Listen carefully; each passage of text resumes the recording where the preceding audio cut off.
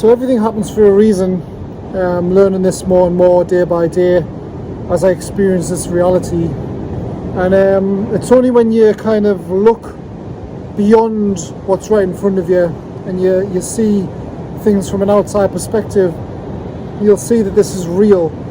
For instance, like sometimes something will happen where it's not going your way. Okay, something will happen quite often where you had something in mind and plan, but it's not going to plan, and you kind of get a little bit upset about it. Okay, but what I want to talk about in this quick video is that when this happens, sometimes you have to trust the process and realize that this is happening to take you somewhere better than the original thought. So I've noticed this happening more and more, okay? Like even today, I stepped out of my house today, and the coffee shop I usually go to get a coffee was closed because of the Queen's funeral. I went to another garage where I usually get a coffee, that was closed. Now at one point I would have been like, oh, I want a coffee. Why when I want a coffee it's closed? Typical. This is typical, and I get myself in like this horrible mood because the coffee shop was closed. So instead, I remembered that things happen for a reason. So because of this, I drove further down the road, and I found a garage that was open, and it had a different coffee machine. I think it's called Leon Coffee. Okay, it's an organic coffee in yellow cups, and I thought I'll give this coffee a try. And lo and behold, it was lots nicer than the coffee I normally get. So I'm glad that happened. You see, so sometimes when something against your plan happens, don't get angry, okay? Like literally just go with it, because it's taking you somewhere that's going to teach you something, okay? Or bring you somewhere even better than your original destination.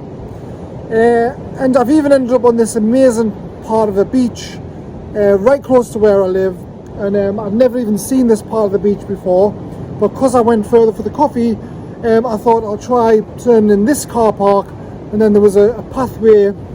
We went down, and it led us to this amazing part of the beach which I've never been on, because up here in the northeast of England, there's many different beaches. A lot of them are hidden because there's some little steps going down to the beach, and when you go on the beaches there's hardly anyone on there, so you can find all these beautiful places outside of the groupthink matrix where people think they're supposed to go. So this leads us to another question, which some of you might have already thought.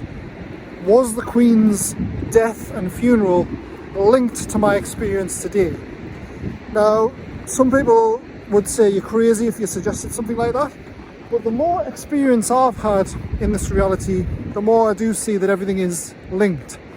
Every single thing that happens in time and space is linked to everything else that happens in time and space. So all things are happening simultaneously at all times, constantly, and it's all reflecting off each other, which means that nothing happens by chance, because everything that does happen creates a kind of double duty, which is a good and a bad. Okay, what we call good and bad, but it's basically just the law of polarity. So everything bad that we think happens, which is tragic, okay, is actually good as well, for half and half. You see, so basically, the old saying that nothing's good or bad, it's just our thoughts that make it good or bad, is correct, okay? But we also need our thoughts to evolve as a spirit and grow, because we have to go through these so-called tragic incidents ourselves so that we can grow. I mean, look at all the tragic incidences that you've had in your past. You wouldn't change them for the world, because they've made you into a stronger person and they've helped you appreciate life and grow as a spirit now. So everything bad that happens also creates a lot of good. I mean, look at COVID, for example. COVID created a lot of good for a lot of people, okay, but it also created a bad for a lot of people too. But those people, the thing you have to realize is those people who are created bad for are going to gain from that as well, because every bad experience is an experience to grow from, you see. So So everything is kind of a pursuit of love, no matter what happens. Even though we think it's bad, okay, the bad grows us as a spirit and allows us to find more love. And everything that good that happens is a bonus, you see. So we either enjoying life, okay, or not enjoying life. And when we're not enjoying life, it's growing us as a spirit so that in the future we can enjoy life even more. So it's all linked like that. That's why love is the only thing that runs the universe, you see, because love is everything. Love is even the negative. So this is what the mainstream won't teach you, okay? In the mainstream, they'll tell you what's good and bad so that they can control you. But in reality, once you step out of that, bad things will still happen, okay? But it's how you think about it that matters, you see. So now if something bad happens to me, I'll kind of see that every bad has a good, okay, because I've learned that lesson. And when I say bad, I don't mean bad as in like what the news tells you is bad, because that's just not bad at all, okay? That's just stuff that you don't really need to know. That'll just bring you down, okay? That's designed to keep people in a little box so that they can be controlled. I mean just in your own consciousness, what you conceive as good or bad from your own reality, you see. So once you realize that everything that you conceive as bad starts happening for reasons, you no longer see it as bad because you know that bad's going to create a good. And we continue to do this, and this is how we evolve as a soul and as a spirit. So you begin to appreciate the process more and see it less as good and bad, and come out of that dualistic state of being and reach a state of non-duality.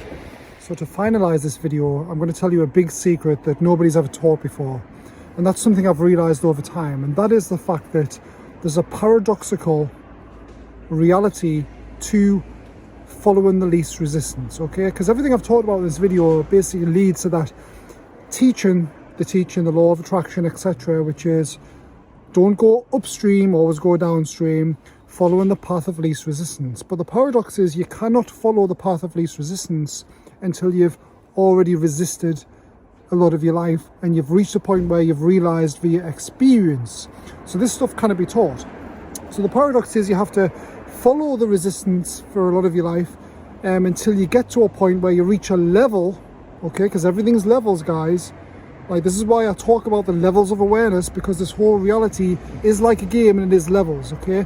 And you cannot reach a level without going through the level and beating every boss through the level. It's impossible. You can't. There's no shortcuts to spiritual attainment. There's no shortcuts at all. So this is the paradoxical nature of this. So before you can actually gain that power of being able to go and follow the least resistance and just go with the flow and everything good starts just coming to you instead of you going to it, you have to have gone through the levels of going against the flow and trying to get things a lot.